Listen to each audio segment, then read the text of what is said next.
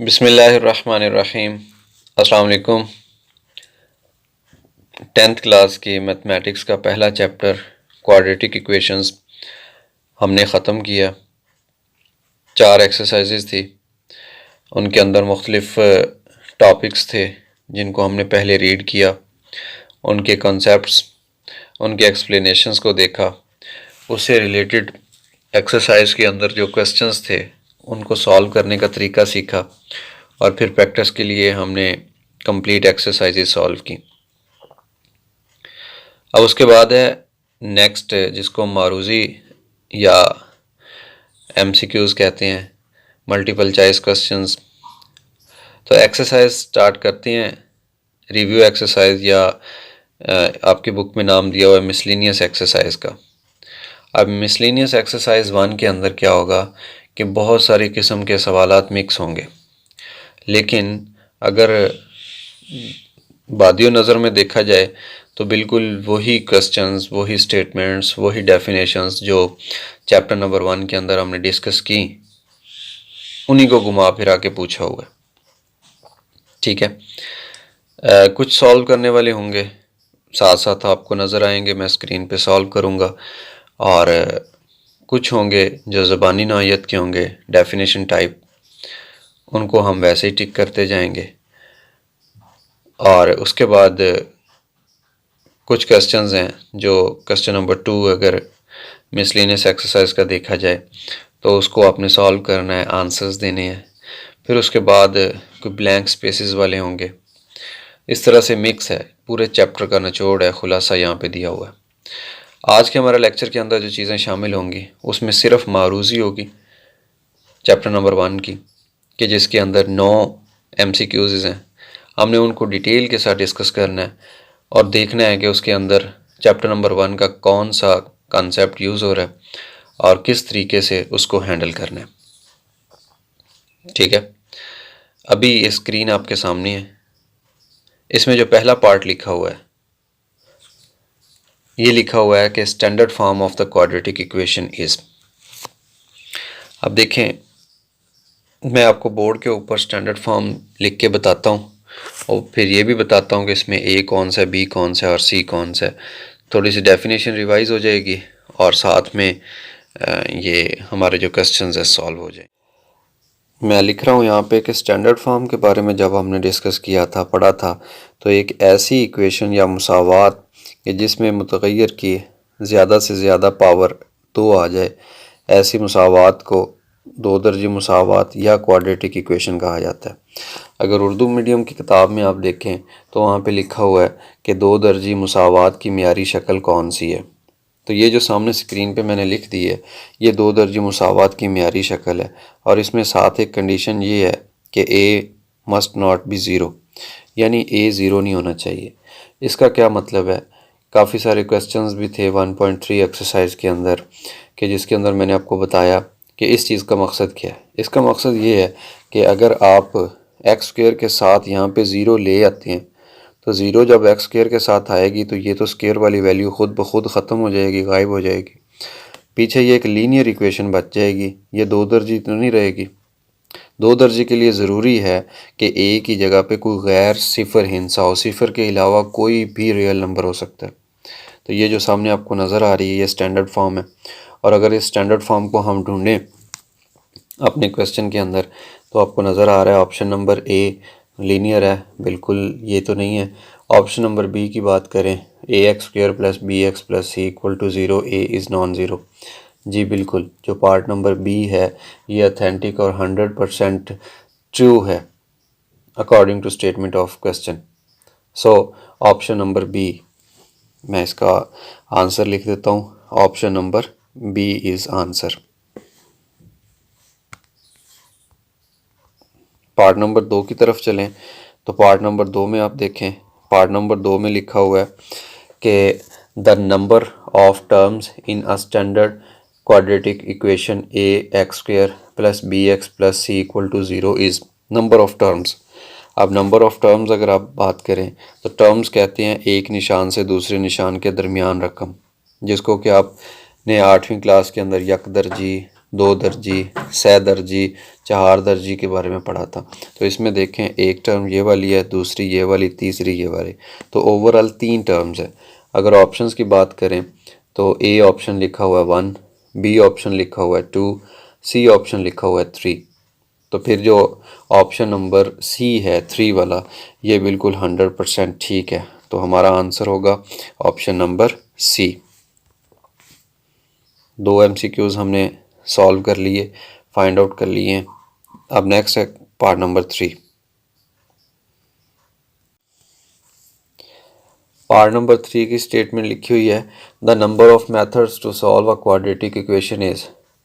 Quadratic equation को हल करने के कितने तरीके? 3 तरीके पढ़े थे हमने। एक का नाम था तजज़ी वाला तरीका, जिसको इंग्लिश में फैक्टराइजेशन बोला। दूसरा था तकमील मुरब्बा, और तीसरा था दो दर्जी फार्मूला। तो टोटल 3 मेथड थे। अगर ऑप्शंस की बात करें तो ए 1 है, बी 2 है, सी 3 है। तो 3 मेथड हमने पढ़े थे, लिहाजा इसका आंसर भी सी है। ठीक है, मैं वाइट बोर्ड के ऊपर लिख रहा हूँ ऑप्शंस जो जो सही हैं। तो पार्ट नंबर 3 का जो ऑप्शन नंबर सी है ये सही था। अब उसके बाद पार्ट नंबर 4 की तरफ अगर हम जाएं और उसकी स्टेटमेंट को रीड करें, तो पार्ट नंबर 4 की स्टेटमेंट में लिखा हुआ है कि द क्वाड्रेटिक फार्मूला इज़। अब क्वाड्रेटिक फार्मूला कौन सा होता है, मैं आपके सामने इधर लिख रहा हूँ। कोई भी वेरिएबल हो जो इक्वेशन के अंदर मौजूद हो, उसको हम लिखते थे minus B plus minus square root of B square minus 4ac बटा 2a। ये क्वाड्रेटिक फार्मूला होता है। और अगर इसी चीज़ को हम ढूंढें अपने ऑप्शंस के अंदर, तो ऑप्शन नंबर जो 1 है उसमें लिखा हुआ है minus B plus minus B square minus 4ac। ठीक है, तो ऑप्शन नंबर 1 ऑब्वियसली पहले नंबर पे ही दिया हुआ है, ये सही है। बाकियों में अगर देखें ना, तो बी में लिखा हुआ है प्लस बी, स्टार्ट में plus B plus minus square root B square, तो ये प्लस बी नहीं है, यहाँ पे माइनस बी होना चाहिए था। और पार्ट नंबर सी में माइनस बी है, लेकिन अंदर 4 के साथ प्लस लिखा हुआ है जजर के अंदर, लिहाजा ना ही तो पार्ट नंबर सी सही है, ना बी सही है, ना डी सही है, पार्ट नंबर ए सही है। लिहाजा जो हमारा आंसर है वो है जी पार्ट नंबर ए। उसके बाद अगर हम मूव करें पार्ट नंबर 5 की तरफ, अपने बुक के अंदर अगर आप देख रहे हैं, सामने आपके स्क्रीन के ऊपर नज़र आ रहा है आपको पार्ट नंबर 5। तो पार्ट नंबर 5 की जो स्टेटमेंट लिखी हुई है उसमें है the 2 linear factors of x square minus 15x plus 56। यानी अगर मैं इस चीज़ को यहाँ पे नोट करूँ और फिर उसके बाद आपको सॉल्व करके दिखाऊँ, तो लिखा हुआ है एक्स स्क्वायर माइनस 15x और उसके बाद है जनाब 56 इक्वल टू 0। तो हमने दो ऐसे नंबर ढूंढने हैं कि उनको जमा करें तो माइनस का 15 बने, और उन्हें ज़रब दें तो 56 1 56 बने। ठीक है, 7 8 56 डेफिनेटली। लेकिन अब निशान का ख्याल रखना है, निशान कौन सा होना चाहिए उसके लिए देखें -15। तो हम इसकी फैक्टराइजेशन ऐसे करेंगे कि इसमें दोनों नंबर हम ले लें x square minus 7x minus का 8x और फिर 56। ठीक है, माइनस माइनस 8 जमा 7 15, माइनस इंटू माइनस जमा 7 8 56, ज़रब भी हो रहा है और जमा भी हो रहा है। पहले पेयर के अंदर से अगर कामन लें तो बाकी रह गया x माइनस 7, जो दूसरा पेयर है उसमें से कामन लें तो बाकी रह गया x माइनस 7 बराबर 0 के। और इसको मज़ीद अगर देखें तो पूरी ब्रैकेट कॉमन आ रही है जो कि x माइनस 7 कहलाएगी, और बाकी रह गया x माइनस 8 इक्वल टू 0। तो ये वाले ऑप्शन है जी x minus 7 into x minus 8। आप देखते हैं बुक में ऑप्शन किस जगह पे मौजूद है। पहला जो है ए पार्ट वो है x minus 7 plus x plus 8, नहीं ये नहीं है। B x plus 7 x minus 8, नहीं ये भी नहीं है। ऑप्शन नंबर सी देखें x minus 7 and x minus 8, जी बिल्कुल यही वो सॉल्यूशन का फैक्टर्स हैं जो अभी हमने सॉल्व करके निकाले हैं। सो पार्ट नंबर 5 का option number C is right option. हम यहाँ पे लिख देंगे कि option number C is answer. Part number 5 के बाद अगर बात करें हम पार्ट नंबर 6 की, तो पार्ट नंबर 6 के लिए मैं वाइट बोर्ड आपके सामने है, पार्ट नंबर 6 लिखता हूँ, फिर हम 6 को सॉल्व करते हैं और देखते हैं कि इसमें क्या पूछ रहा है, वो कह रहा है an equation which remains unchanged when x is replaced by 1/x is called. जी, एक रेसिप्रोकल इक्वेशन पढ़ी थी कि ऐसी रेसिप्रोकल इक्वेशन होती है कि जिसके अंदर x को, मुतगय्यर को उसके माकूस के साथ बदल दें तो फिर मुसावात पे फ़र्क नहीं पड़ता। डेफिनेशंस थी इस चैप्टर की, मैं चाहूँगा कि आपको बता दूं कि हमने इस चैप्टर के अंदर क्या क्या पढ़ा। सबसे पहले तो हमने पढ़ा क्वाड्रेटिक इक्वेशन के बारे में, ठीक है, क्वाड्रेटिक इक्वेशंस के बारे में। फिर हमने पढ़ा pure quadratic equation, pure quadratic equation के बारे में। प्योर के बाद हमने पढ़ा रेसिप्रोकल, रेसिप्रोकल। फिर हमने पढ़ा एक्सपोनेंशियल, एक्सपोनेंशियल इक्वेशन के बारे में, रेसिप्रोकल इक्वेशन, एक्सपोनेंशियल इक्वेशन।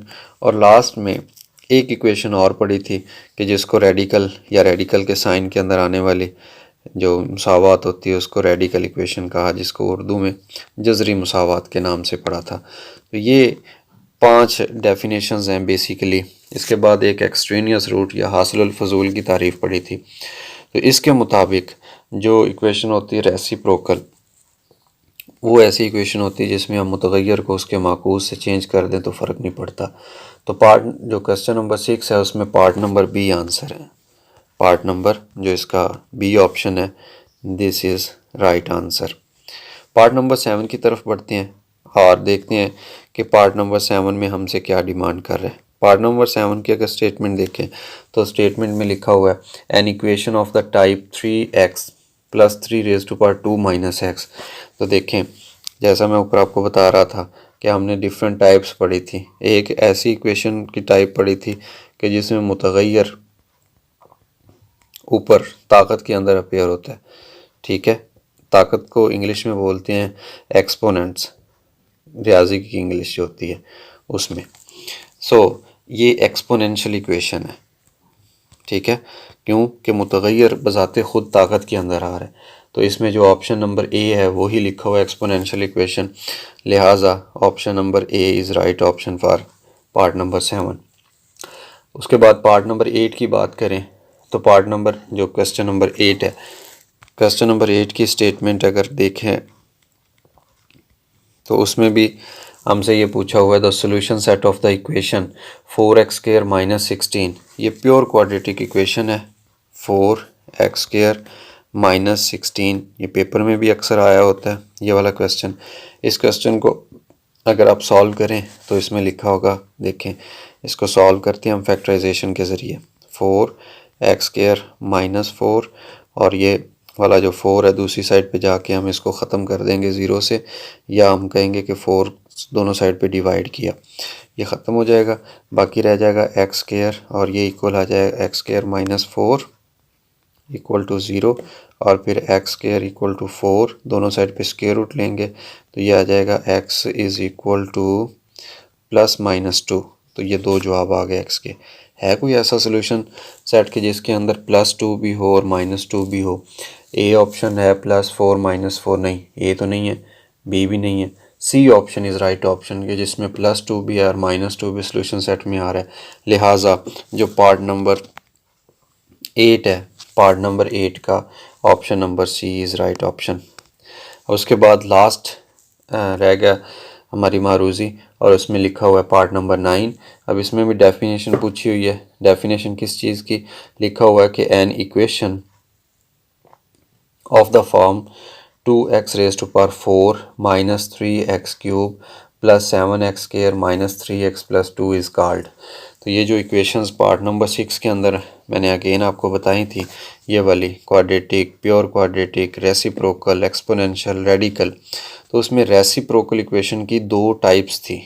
एक तो सिंपल डेफिनेशन है ना कि आप x को 1/x से रिप्लेस कर दें तो वो रेसिप्रोकल इक्वेशन कहलाती है, लेकिन उसको लिखने के यानी उसकी जो फॉर्म है वो 2 तरह से थी। एक तो x² वाली जो होती हैं उनको अलहदा आप इकट्ठे कर देते हैं और जो x वाली होती है उनको ब्रैकेट में इकट्ठी करके लिख सकते हैं।